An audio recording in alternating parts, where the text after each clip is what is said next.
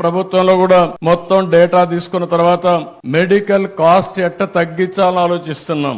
ఈ రోజు పేద కుటుంబాలన్నీ చితికిపోతున్నాయి. ఓసారి బాధేస్తుంది, ఓసారి ఒక్కొక్క పేషెంట్ కి 60 లక్షలు 70 లక్షలు కోటి రూపాయలు మెడికల్ బిల్లు వచ్చే పరిస్థితి వస్తా ఉంది. చాలా మంది ఆస్తులు అమ్ముకొని కూడా ప్రాణాలు కాపాడుకోవడానికి కష్టపడి ముందుకు పోయే పరిస్థితి వస్తున్నారు. ఓసారి బతుకుతున్నారు, ఒకసారి చనిపోతున్నారు. కానీ చనిపోయిన తర్వాత ఆ ఫ్యామిలీని చూస్తే ఫైనాన్షియల్ గా చితికిపోయే పరిస్థితికి వస్తున్నారు. ఇవన్నీ దృష్టిలో పెట్టుకుని ఎలాంటి మెకానిజం మనం తీసుకురాగలుగుతాం, పేదవాళ్ళ ఆరోగ్యాన్ని ఏ విధంగా కాపాడుతాం, అందరికీ ఆరోగ్య ఖర్చుల్ని ఏ విధంగా తగ్గించగలుగుతామో దీనిపైన మేధావులందరూ ఆలోచించాల్సిన అవసరం ఉంది.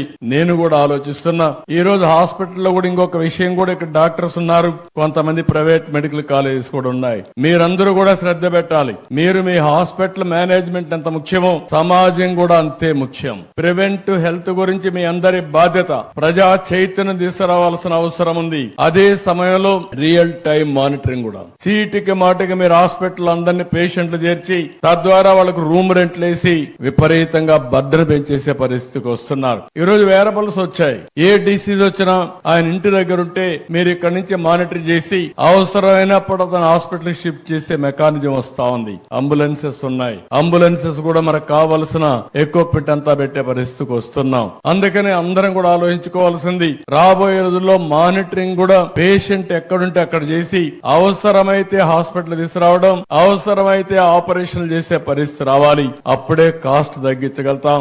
ఇవన్నీ కూడా టెక్నాలజీ వచ్చింది కాబట్టి మనం సమర్థవంతంగా చేసే పరిస్థితి వస్తుందని